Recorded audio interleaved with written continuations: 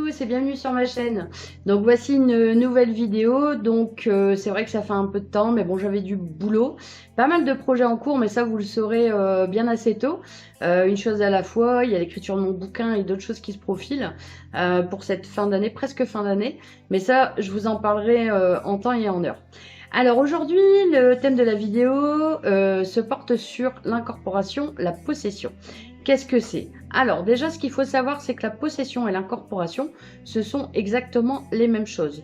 Donc c'est un phénomène qui finalement décrit une entité qui intègre, qui incorpore un autre humain, du coup donc nous, et qui va prendre vraiment les commandes en quelque sorte par rapport à nous.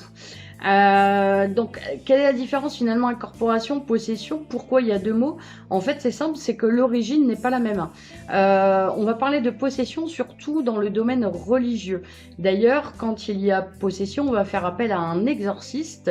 Et cet exorciste, le prêtre exorciste, est un prêtre qui va, par le rituel de prière, va extirper l'entité de la personne.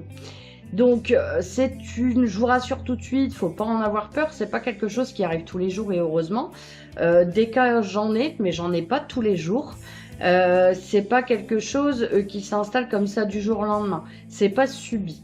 En fait, ce qu'il faut savoir, c'est que cette problématique finalement va s'installer par étapes. Donc au départ, ce qui va se passer, donc on va prendre vous savez que j'aime parler d'exemples. On va prendre une personne qui a pratiqué la Ouija. Vous savez comme c'est dangereux. Je le dis, je pense assez souvent maintenant. Donc cette personne va pratiquer la Ouija et là, il y a une entité qui va se coller à elle. Pour diverses raisons. Elle a une faille qui l'intéresse, de la nourriture qui l'intéresse, que ça peut être de la peur, un trauma ou ce genre de choses. Et au départ, l'entité peut même faire semblant de ne pas être là. D'ailleurs, alors ça c'est une petite aparté. Faut savoir qu'au niveau de la Ouija, enfin du spiritisme de manière générale, c'est pas parce que ça n'a l'air de pas fonctionner que ça ne fonctionne pas. Ça faut le savoir. Les portes elles s'ouvrent quand même et on ne sait pas qui arrive derrière. Le malin est malin et peut faire croire en fait finalement qu'il n'y a rien. Donc vigilance là-dessus, c'est aussi pour ça que je déconseille fortement cette pratique, d'autant plus si on n'est pas là pour le coup initié et qu'on ne connaît pas les méthodes pour fermer correctement cette pratique, donc le spiritisme, et voilà, sans savoir après à quel danger vous vous exposez. Mais bon, ça j'ai fait une vidéo là-dessus, donc voilà. Donc je disais la possession, en fait, donc c'est un terme religieux. Il faut savoir que dans les cas de possession, alors il n'y a pas que l'exorcisme qui peut fonctionner, puisqu'en fait finalement la possession n'est qu'un terme. C'est juste que l'origine est différente selon ce qu'on utilise. Donc possession, si on va avoir quelqu'un, donc on va à l'église, on va avoir affaire, on dit, à un prêtre exorciste, voilà, qui va par le biais de rituels de prière extirper l'entité qui s'est installée chez vous. Alors, comme je vous le disais, c'est quelque chose qui est, c'est pas récurrent, c'est pas quelque chose qu'on voit tous les jours, je vous rassure de suite. Moi, j'ai des cas, ça m'arrive, mais c'est pas tous les jours, c'est pas constamment. Ça, c'est important de le savoir, parce que le but, comme toujours, c'est pas de vous faire peur, c'est juste de vous expliquer les choses. Donc, dans le cadre donc d'une incorporation, donc à ma vision à moi, parce que moi, je ne suis pas prêtre, je vais pratiquer des dégagements. Par contre, ce qu'il faut savoir, c'est que l'entité donc va prendre du temps. Donc au départ, on va plus être dans un phénomène de hantise. Alors moi, j'appelle ça comme ça. Après, je sais pas, je connais pas ce qu'on dit normalement parce que vous savez que j'évite de rentrer dans des dogmes. Moi, j'utilise les mots qui me parlent. Donc le phénomène de hantise, donc au-delà du fait qu'au départ, l'entité peut faire semblant de ne pas être là, l'entité en fait va tenter de vous faire peur. Alors, par le biais de poltergeist, dans certains cas, et j'en ai vu quand même pas mal, désolé pour les bruits, ma fenêtre est ouverte, il fait beau, et du coup, enfin beau à peu près, et les gens font leurs petits trucs dehors, et du coup j'ai perdu le fil, c'est pas grave. Donc du coup, je vais te parler d'emprise, ça peut passer aussi éventuellement par le biais de rêves. par du mal-être, se sentir mal, extrêmement fatigué. Donc c'est à ce moment-là en fait que l'entité va commencer à vous pomper énergétiquement.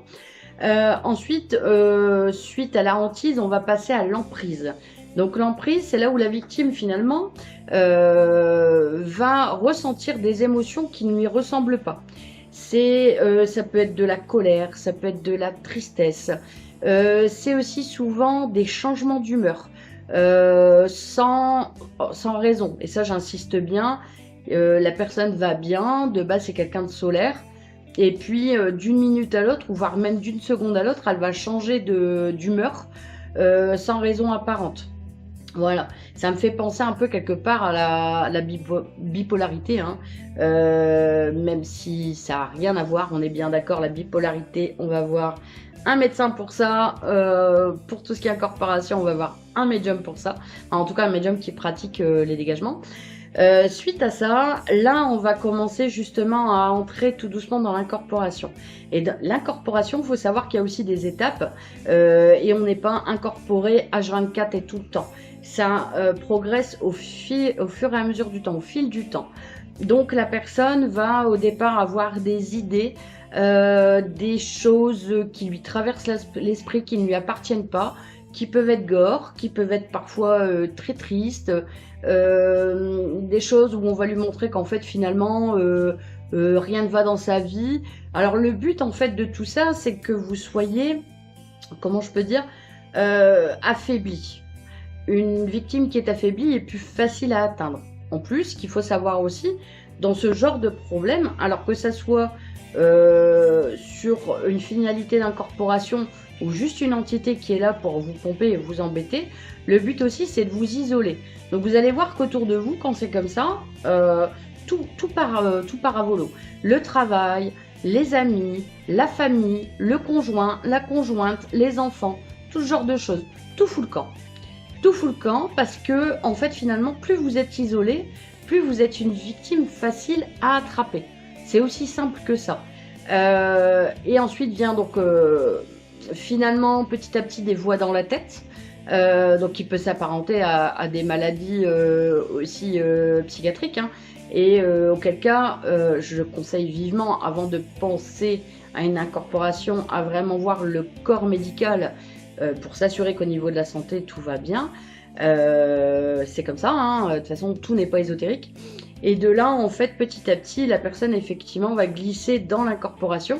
Donc l'entité va prendre le volant en quelque sorte de notre corps, de notre parole, de nos émotions. Et pour ça, donc pour repérer ce genre de choses, donc l'idéal, hein, les personnes les plus proches de vous, c'est celles qui vont être plus à même de remarquer qu'il y a un truc qui va pas. Donc généralement, donc on va être encore dans le côté où tout va bien et d'un coup tout ne va plus, on ne sait pas pourquoi, il va y avoir des colères, des accès de violence. Dans cette violence, on pourra noter aussi un excès de force par rapport à ce qui est logique. Donc la personne va avoir vraiment une force décuplée. Cette personne va avoir aussi tendance à avoir un regard noir, un regard sombre, un regard vide, un regard que vous ne connaissez pas, hein, tout simplement. Et cette personne va utiliser des mots, des phrases qui ne lui ressemblent pas, tout simplement. Voilà. Et au fur et à mesure, quand on laisse cette situation prendre, hein, finalement, ça s'aggrave, bien évidemment. Et c'est plus compliqué aussi de retirer la personne. L'entité de la personne, pardon. Bon, je vais la laisser quand même, ça vous fera sourire quand même dans un sujet si lourd. Mais voilà, après tout n'est pas perdu, rien n'est indéfaisable. Je l'ai vu à bon nombre de reprises, c'est pas parce qu'on est de ce côté-là, enfin qu'on est dans ce problème-là qu'on ne peut pas vous aider, bien au contraire. De toute façon, je vous parle toujours de votre libre arbitre, etc. C'est à vous de choisir si vous voulez vous faire dégager, avoir un soin ou ce genre de choses. Mais je vous rassure, dans le cadre d'incorporation, si la personne n'a plus son libre arbitre, on peut intervenir, et heureusement.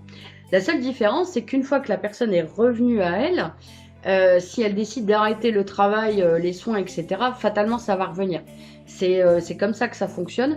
Après, bon, bah, c'est à la personne de décider ou pas, justement, si elle veut rester là-dedans ou pas, tout simplement. Voilà. Que dire de plus ? Pas grand-chose, hein. En tout cas, si vous voulez vous sortir, si un jour vous connaissez quelqu'un hein, qui est dans ce cas-là, c'est à vous de voir aussi ce qui vous parle le plus. Est-ce que ça va être plus le domaine religieux? Est-ce que ça va être plus le domaine ésotérique, hein, médium, etc. Bon, toujours pareil, un médium qui est en capacité de faire des dégagements. Mais sachez que pour une délivrance, parce que là on parle quand même d'une délivrance, de récupérer son corps, ça prend du temps. C'est pas un dégagement qui règle le problème, hein. Il va y avoir un travail de fond, donc qui va être fait sur les émotions, trouver la faille, hein, ce qui a tiré cette entité finalement et qui a fait qu'elle s'est accrochée à la personne, pour pouvoir la libérer définitivement. Là, ce n'est pas un poltergeist, c'est mon chat qui est passé sous le rideau pour aller dans la cuisine manger ses croquettes. Voilà. Bon, bah, je pense avoir tout dit. En tout cas, n'hésitez pas. Si vous avez la moindre question, posez-la. N'hésitez pas aussi à partager la vidéo. On ne sait jamais, ça peut intéresser aussi des gens de comprendre un peu les choses. Et là, prochainement, je vais mettre en place aussi des vidéos pour tordre le cou aux idées reçues. Parce que, bon, on entend parfois des choses qui sont, comment dire, inconcevables, ou qu'on peut pas laisser dire, hein, tout simplement. Et voilà, régulièrement, je vais essayer de poster des petits réels. Donc là, ça sera sur Facebook. Donc désolé pour ceux qui sont sur YouTube, faudra venir sur Facebook me suivre. Donc pour parler de tout ça, hein, et je pense que je ferai un rythme d'une fois semaine. On va voir un peu le temps que j'ai, parce que c'est pas forcément évident. Voilà, je pense avoir, enfin j'espère en tout cas avoir répondu à toutes vos questions. Moi je vous dis plus tard pour la prochaine vidéo, quand Dieu seul le sait. N'hésitez pas à me joindre sur Facebook ou via le mail hein, si vous avez des questions, et à me suivre aussi sur Facebook parce que je suis un peu plus sur Facebook quand même, à partager la vidéo, à vous abonner si c'est pas déjà fait, comme ça vous serez prévenus à la prochaine vidéo. Voilà, prenez soin de vous, puis je vous dis à très vite.